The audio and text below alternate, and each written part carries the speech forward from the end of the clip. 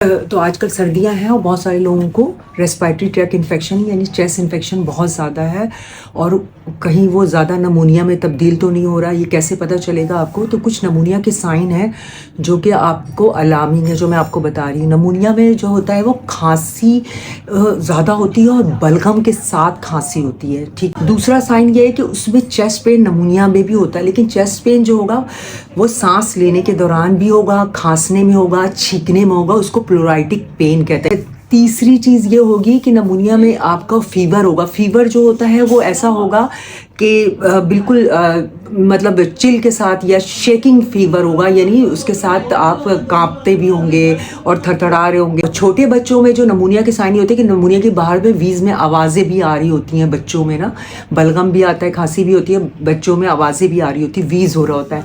अच्छा, एक साइन है जो अक्सर लोग मिस कर जाते हैं, जो 60-65 साल के बाद हो कि बाज़ दफ़ा ये होता है कि फीवर नमूनिया इतना ज़्यादा बढ़ जाता है कि उनके इम्यून सिस्टम कम हो जाता है, उनको बुखार नहीं होता, उनके हाथ पाँव ठंडे होते हैं और उनको सांस हो रही होती है।